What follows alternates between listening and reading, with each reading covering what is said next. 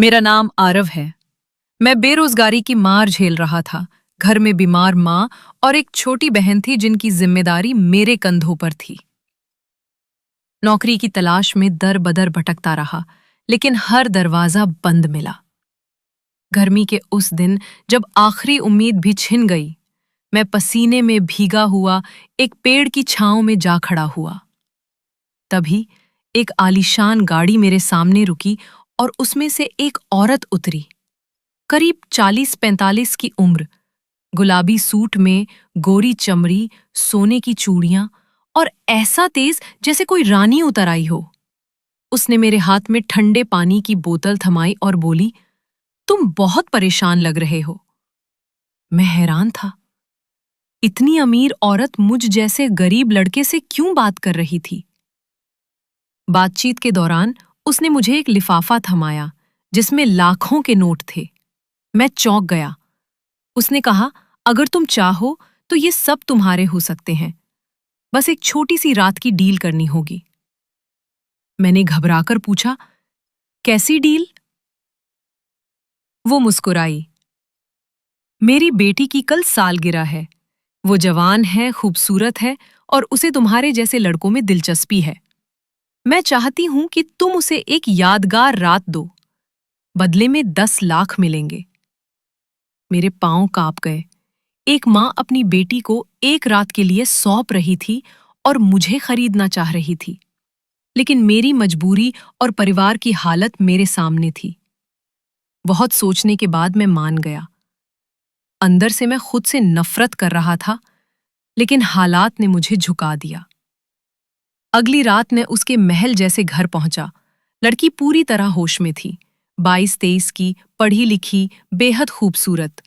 लेकिन उसकी आंखों में एक गहरा डर और गुस्सा था, जैसे वो मजबूरी में जी रही हो। जब मैंने उससे बात की तो सच्चाई खुली। वो औरत उसकी सौतेली माँ थी, जो उसे पागल घोषित कर घर से निकालना चाहती थी ताकि उसकी जायदाद हड़प सके। उसने मुझे बताया कि कैसे उसकी माँ उसे मानसिक रूप से तोड़ती रही और ये डील भी उसी साजिश का हिस्सा थी जिससे उसका नाम बदनाम किया जाए। मेरा दिल दहल गया। मैंने उस लड़की को नुकसान पहुंचाने के बजाय उसके साथ मिलकर एक योजना बनाई। मैंने उस औरत की कॉल रिकॉर्डिंग रख ली जो उसने मुझे पैसे देने के बाद की थी, जहां उसने कहा, तुमने मेरी बेटी को बर्बाद कर दिया, बहुत अच्छा किया। यही रिकॉर्डिंग मैंने लड़की के पापा को भेजी जो अमेरिका से लौटे थे। जब उन्हें सारी सच्चाई पता चली, उन्होंने अपनी बीवी को घर से निकाल दिया। कुछ ही दिनों बाद मैंने उस लड़की से कोर्ट मैरिज कर ली। अब मैं एक जिम्मेदार पति हूं और हम दोनों की जिंदगी पहले से कहीं बेहतर है।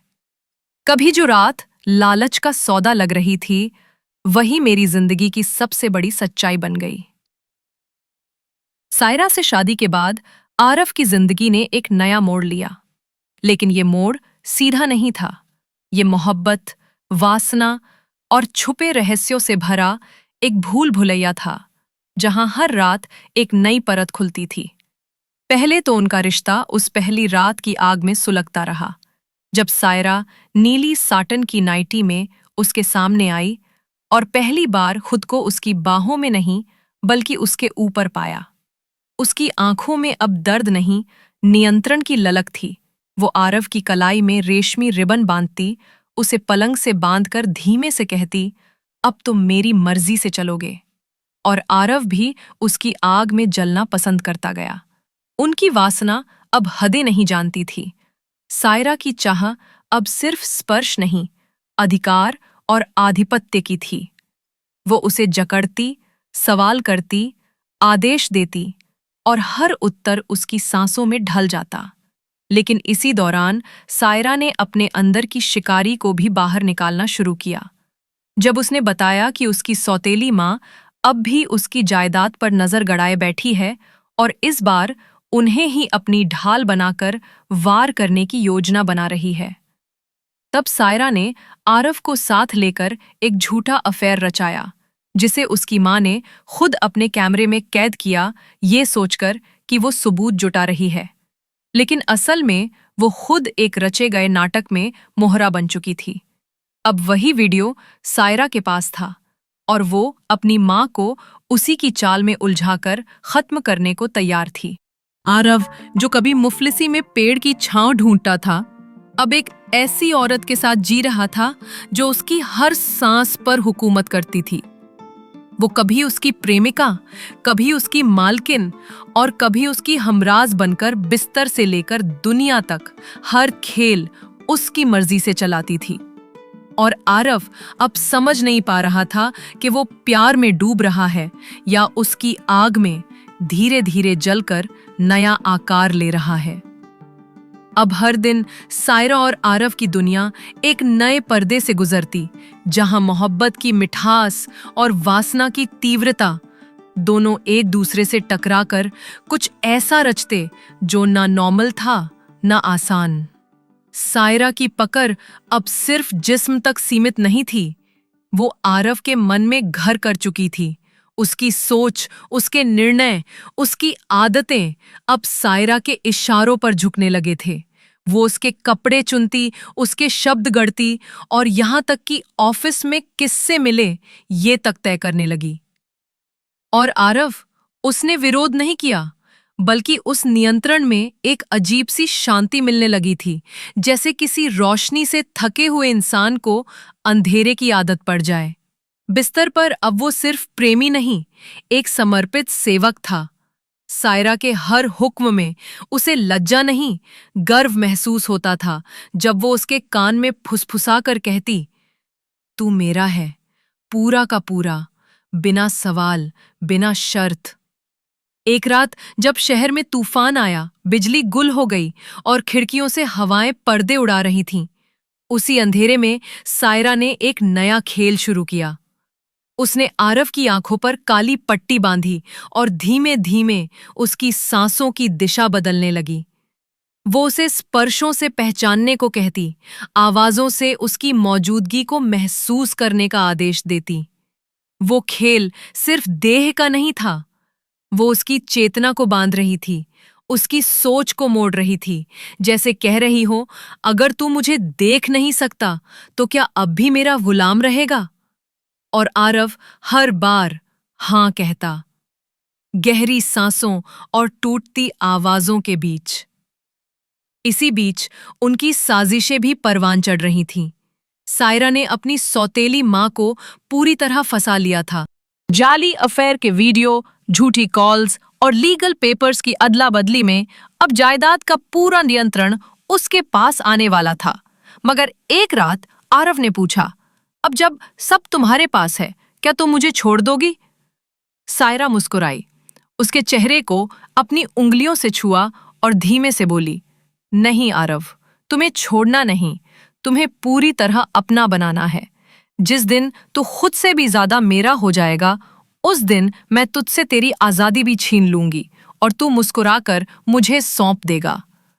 अब आरव की जिंदगी प्यार की नहीं रही, वो एक वासना और अधीनता के जाल में बंद था, लेकिन उसे उस जाल की नरमी और गर्माहट से मोह हो गया था।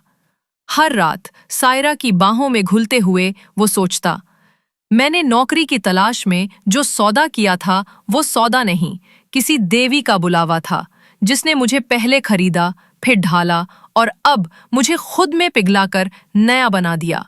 सायरा की बाहों में बंधा आरव अब हर रात अपने होने का एक नया अर्थ खोजता था। उसकी सांसों की लय सायरा के आदेशों से चलती थी। वो अब प्रेमिका नहीं रही थी, वो अब उसकी मालिक थी। और आरव, वो मालिकाना हक को अपने अस्तित्व की अंतिम परिभाषा मान चुका था।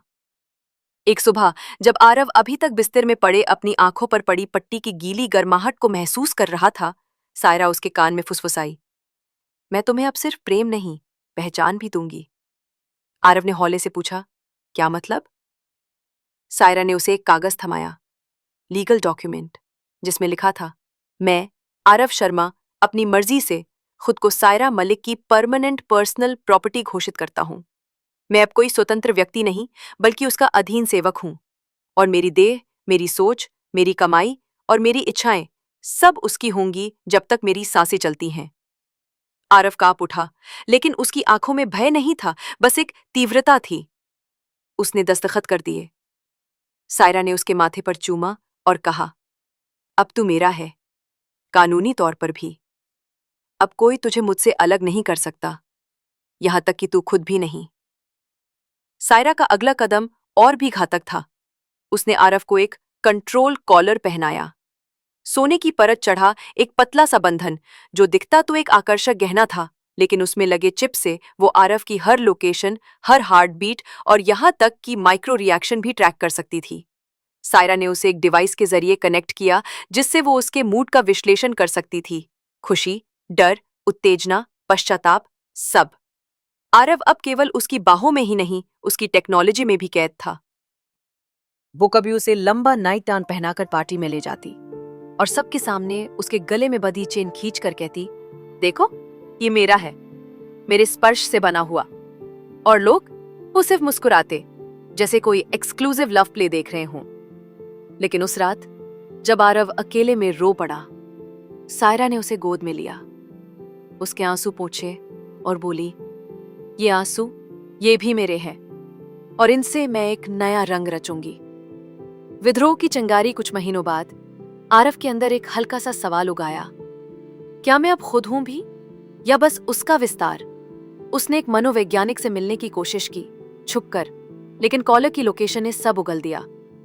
सायरा ने उसे उसी रात अपने सामने घुटनों पर बिठाया और उसकी आंखों में गहराई से देखा। तू आजादी चाहता है? आरव कुछ नहीं बोल पाया। सायरा ने धीमे से कहा, ठीक है, मैं तुझे आजाद कर दूंगी, लेकिन याद रख, जिस दिन तू आजाद होगा उस दिन तू कुछ नहीं होगा, क्योंकि तू अब मेरा हिस्सा नहीं, बस एक अधूरा इंसान रह जाएगा, जिसे कोई न पहचानेगा न चाहेगा। उसने चेन खोली, कॉलर निकाला और आरव को सामने आईने के सामने खड़ा किया। देख, तू अब कौन है? आरव ने खुद को देखा, उसका चेहरा, उसकी आंखें, उसके होंठ। अब उसमें सायरा की परछाई थी। वो जो भी था, उसमें वो ही थी।